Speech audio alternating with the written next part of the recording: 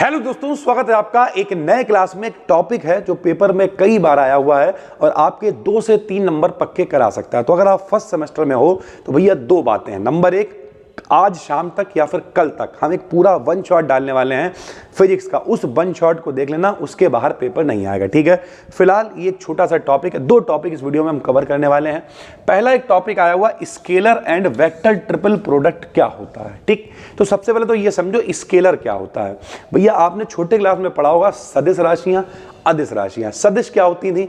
जिनमें दिशा भी चाहिए होती है उन्हें सदिश कहते हैं, इंग्लिश में उन्हें वेक्टर कहते हैं भाई, ठीक है।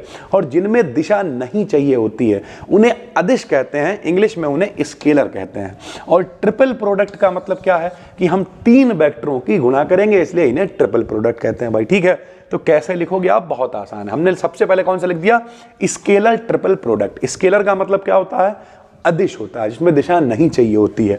तो स्केलर ट्रिपल प्रोडक्ट आप कैसे निकालोगे? लो समझो भैया, इसका तरीका यह है कि यदि 3 वेक्टर हमने कोई मान लिए, ए वेक्टर, बी वेक्टर और सी वेक्टर हैं। अब आप भले ही बीएससी फर्स्ट ईयर में हो लेकिन शायद आपको नहीं पता होगा, तो ये लिखने का तरीका होता है। जब कभी किसी के ऊपर ऐसे करके एरो लगा देते हैं तो इसे वेक्टर कहते हैं। तो इसे क्या पढ़ोगे? ए वेक्टर, इसे पढ़ोगे बी वेक्टर, इसे पढ़ोगे सी वेक्टर। तो ये वेक्टर है भाई, ठीक है।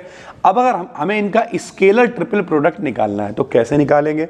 तो हम लिखेंगे ए वेक्टर, ठीक है, डॉट लगाएंगे और ऐसे करके लिखेंगे बी वेक्टर और क्रॉस में लिखेंगे सी वेक्टर। सर जी इसका क्या मतलब है? देखो भैया, जितने भी वेक्टर होते हैं उनकी 2 तरीके से गुणा हो सकती है। आपने 11th में पढ़ा होगा लेकिन कोई बात नहीं, हम आपको याद दिलाते हैं। जितने भी वेक्टर होते हैं उनकी 2 तरीके से गुणा हो सकती है। पहली गुणा होती है डॉट गुणा, जिसे हम लोग अदिश गुणा कहते हैं, स्केलर प्रोडक्ट कहते हैं। और दूसरी होती है क्रॉस गुणा, जिसे हम लोग सदिश गुणा या फिर वेक्टर प्रोडक्ट कहते हैं। तो इसका जो फार्मूला है स्केलर ट्रिपल प्रोडक्ट का, ये कैसे होगा? ए vector dot B cross C vector. ऐसा क्यों हो रहा है भाई? क्योंकि होगा क्या, जब आप बी वेक्टर की सी वेक्टर से गुणा करोगे तो इन दोनों की गुणा होकर एक नया वेक्टर, मान लिया डी वेक्टर आएगा, ठीक है, एक नया वेक्टर आ जाएगा। और जब नया वेक्टर आ जाएगा तो उसकी अगर आप डॉट मल्टीप्लाई कर रहे हो तो डॉट का मतलब स्केलर गुणन होता है, यानी ये स्केलर प्रोडक्ट ओवरऑल हो जाएगा, ठीक। तो इसलिए इसे ऐसे लिखते हैं। तो हमने क्या लिखा? हमने लिखा अर्थात पहले क्या करते हैं बताओ? पहले बी और सी, ये देखो 2 वेक्टर हैं, पहले बी और सी का क्रॉस प्रोडक्ट लेते हैं, जो एक नया वेक्टर हमें मिल जाएगा। बी और सी की गुणा होगी, एक नया वेक्टर हमें मिल जाएगा। उस नए वेक्टर की इससे डॉट मल्टीप्लाई करते हैं, फिर उसका डॉट प्रोडक्ट लेते हैं ए के साथ। इससे क्या होता है? जो रिजल्ट मिलता है वो हमेशा फाइनल में डॉट का मतलब स्केलर वाला रिजल्ट हमें मिल जाएगा, ठीक। तो इसका फॉर्मूला क्या होता है? तो A dot B cross C बराबर क्या होगा? ए बी सी, ध्यान से समझो, A B C sine θ1 cos θ2। ऐसा क्यों हो रहा है ये भी समझ लो भैया। जब भी कहीं पे क्रॉस लिखा होता है, समझिएगा जरा, जब भी कहीं पे क्रॉस लिखा होता है, यहां से अगर इसके वेक्टर हटाते हैं तो ऐसे लिखते हैं बी सी और क्रॉस की जगह पे लिख देते हैं साइन θ। ऐसा क्यों करते हैं समझो भैया, क्योंकि ये जो वेक्टर लिखा हुआ, जब तक ये ऐसे लिखा तब तक ये बी वेक्टर है। इस बी वेक्टर में जो ये एरो है ये दिशा को दिखाएगा और ये जो वी है ये इसकी मात्रा को दिखाएगा, परिमाण को दिखाएगा, एम्पलीट्यूड को दिखाएगा। लेकिन अगर हम कह दें कि सिर्फ बी, तो सिर्फ बी का मतलब अब इसमें दिशा नहीं रह गई, तो ये सिर्फ इसकी मात्रा है, सिर्फ इसका परिमाण है। तो जब भी कभी बी क्रॉस सी हम लोग फार्मूला लगाते हैं तो ऊपर के वेक्टर हटा देते हैं, संग में साइन θ लगा देते हैं। और अगर डॉट वाला लगाते हैं, मान लिया कोई कह दे ए डॉट बी का बताओ, तो वेक्टर हटा देंगे तो ए बी कॉस θ लिख देंगे। ये फार्मूले होते हैं भाई, ठीक है। तो यहाँ पे डॉट और क्रॉस दोनों हटे हैं, इसलिए बी सी का क्या होगा? साइन θ आ जाएगा। ऐसे ए बी जो भी बच्चे का कुल मिला के वो क्या आ जाएगा? कॉस θ आ जाएगा। तो इसका मोटा मोटा फार्मूला ये होता है A dot B cross C बराबर A B C sine θ1 cos θ2 भाई, ठीक है। दूसरा वेक्टर ट्रिपल प्रोडक्ट क्या होगा? तो इसमें वेक्टर की बात करेंगे, इसमें हम लोग डॉट मल्टीप्लाई नहीं कर सकते हैं, वेक्टर यानी क्रॉस मल्टीप्लाई करेंगे। तो हमने कहा यदि 3 वेक्टर हैं, ए वेक्टर, बी वेक्टर और सी वेक्टर, टोटल 3 वेक्टर हैं, तब वेक्टर ट्रिपल प्रोडक्ट होता है। कैसे लिखोगे? तो उसमें भैया स्केलर चाहिए था तो डॉट लगाया था, यहाँ पे स्केलर नहीं चाहिए, सदिश चाहिए, क्रॉस चाहिए, तो हो जाएगा A vector cross B vector cross C vector, ये हो जाएगा भाई, ठीक है। अर्थात पहले बी क्रॉस सी का क्या करोगे? क्रॉस प्रोडक्ट लोगे, क्रॉस प्रोडक्ट लोगे तो एक नया वेक्टर मिलेगा, और जो मिलेगा उसका फिर ए के साथ में दोबारा से क्या करेंगे? क्रॉस प्रोडक्ट ले लेंगे। इस तरीके से जो रिजल्ट मिलेगा हमें, जब सब कुछ क्रॉस है तो रिजल्ट भी क्रॉस वाला मिलेगा, यानी वेक्टर वाला रिजल्ट हमें मिल जाएगा भाई, ठीक है। इस तरीके से इसका फॉर्मूला खोलते हैं। क्या फॉर्मूला होता है भैया? A cross B cross C बराबर होता है B bar A dot C minus का C bar A dot B. इस तरीके से इसका फॉर्मूला खुल जाता है। दोनों को एक एक करके बाहर लिखेंगे और एक एक करके अंदर डॉट मल्टीप्लाई हो जाएगी। ये ओवरऑल फॉर्मूला इसका जब हल करते हैं तो ये आता है भाई, ठीक है। इसके अलावा एक क्वेश्चन है, ग्रेडियंट क्या है, डाइवर्जेंस क्या है और कर्ल क्या है। ये भी पेपर में 2 नंबर में कई बार पूछा गया है भाई, ठीक। तो कैसे बताओगे?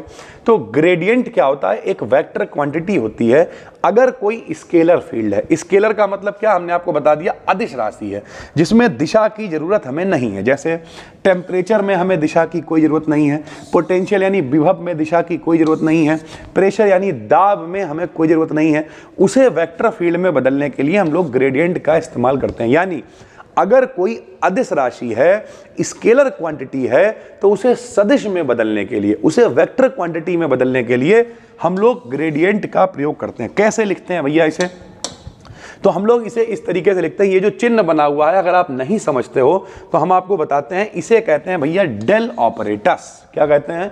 Del operators. और ये साइन है भैया ग्रेडियंट के लिए, तो डेल इंटू साई, या इसे ही हम लोग लिख सकते हैं ग्रेड साई, क्योंकि हम लोग ग्रेडियंट निकालना है। तो चाहे आप ऐसे करके डेल बना दो और चाहे आप इस तरीके से ग्रेड लिख दो, दोनों ही ग्रेडियंट को लिखने के तरीके हैं। फॉर्मूला इसका क्या होता है? तो डेल साई को जब आप खोलेंगे तो डेल के लिए फॉर्मूला क्या होता है? Del upon del X, phi तो चल ही रहा, सबके संग में चलेगा, del upon del X phi I, del upon del Y phi J, del upon del Z phi K. ये वेक्टर की फॉर्म में हम लोगों ने लिख दिया है।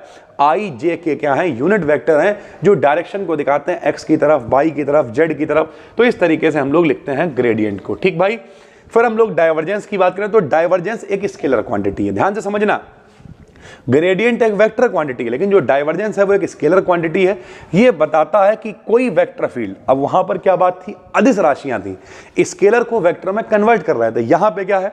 वेक्टर पहले से कन्वर्ट है। जैसे क्या है? जैसे इलेक्ट्रिक फील्ड यानी जो विद्युत क्षेत्र होता है, इलेक्ट्रिक फील्ड हो गया, वेलोसिटी वेग हो गया। इस तरीके की जो भी स्केलर नहीं वेक्टर क्वांटिटीज हैं, किसी पॉइंट पर स्प्रेड कर रही हैं या कन्वर्ज कर रही हैं, यानी बाहर आ रही हैं, अंदर जा रही हैं। सरल भाषा में डाइवर्जेंस क्या करता है? वेक्टर क्वांटिटीज जो होती हैं, जो सदिश राशियां होती हैं, उनकी प्रॉपर्टी को बताता है, ठीक। लिखने का तरीका क्या है?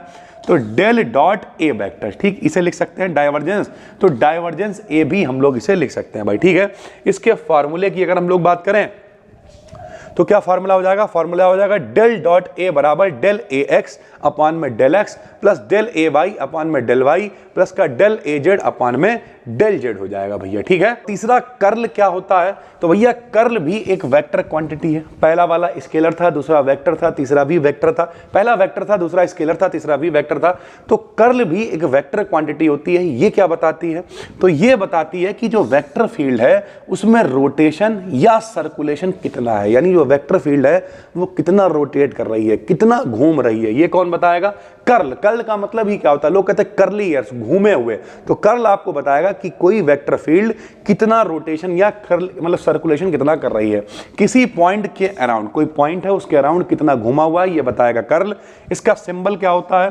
तो ऐसे करके लिखते हैं डेल क्रॉस ए वेक्टर, या फिर इसे लिख देते हैं कर्ल ए, इस तरीके से लिखते हैं। इसके फॉर्मूले की बात करें तो डेल क्रॉस ए को लिखने का क्या तरीका होता है? इस तरीके से मेरे भैया मैट्रिक्स 2 लाइनें खींचते हैं, ऊपर आई जे के लिखते हैं और इनके कोफिशिएंट लिख देते हैं।